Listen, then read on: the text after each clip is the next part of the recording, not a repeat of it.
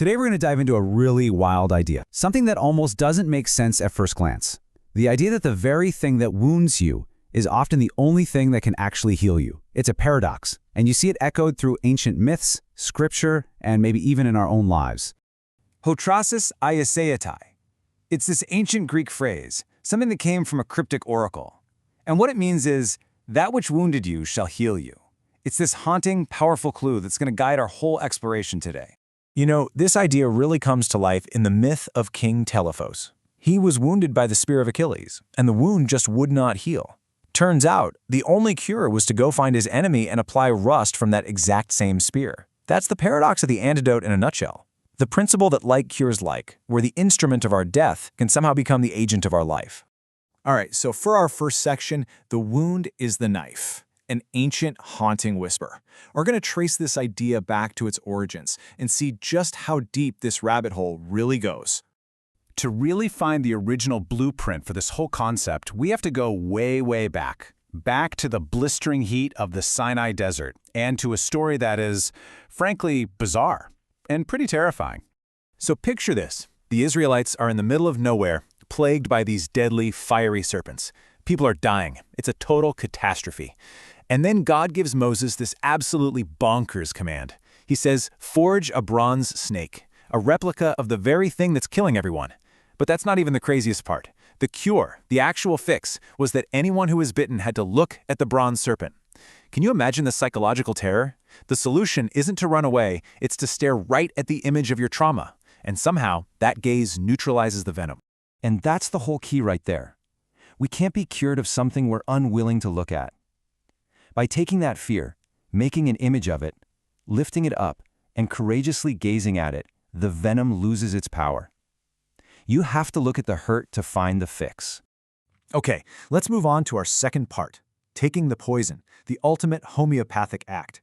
Because now we're going to see how that ancient desert principle gets taken to a whole new level, finding its most radical expression in the New Testament.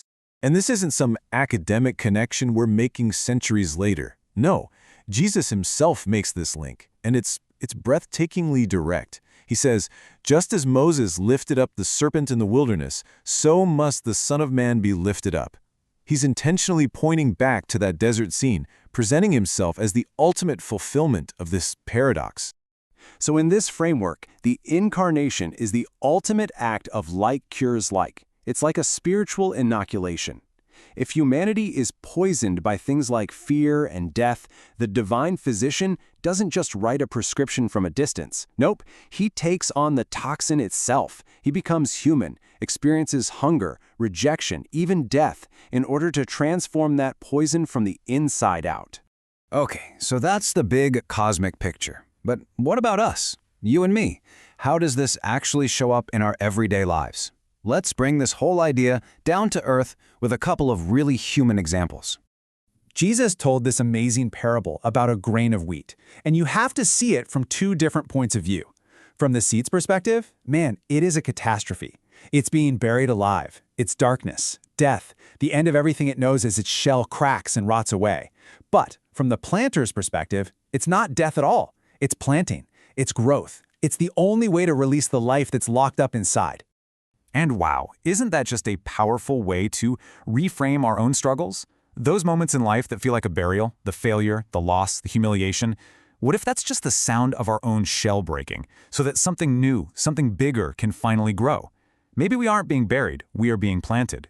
You see this so clearly with the Apostle Paul. He talks about this thorn in the flesh, some kind of chronic nagging pain or affliction. He begged God to take it away, to get the hurt out of the way so he could get on with his life.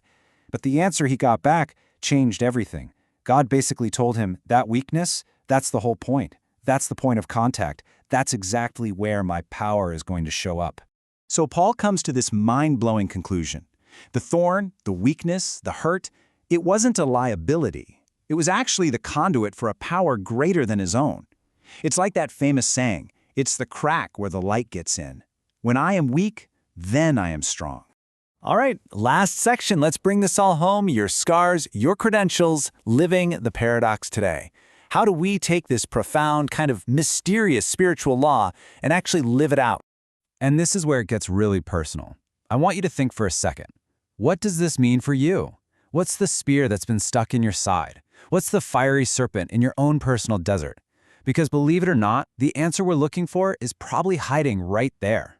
You know, one of the most incredible, just jaw-dropping details in the resurrection stories is that the resurrected Christ, he still has his scars. He actually shows them to his friends. Why? Why wouldn't they just be gone? Because the goal isn't to erase the wound, it's to integrate it. The scars become the credentials of the healer. The wound becomes a kind of trophy. So, okay, how can you actually start doing this? Well, first, maybe stop running from the pain.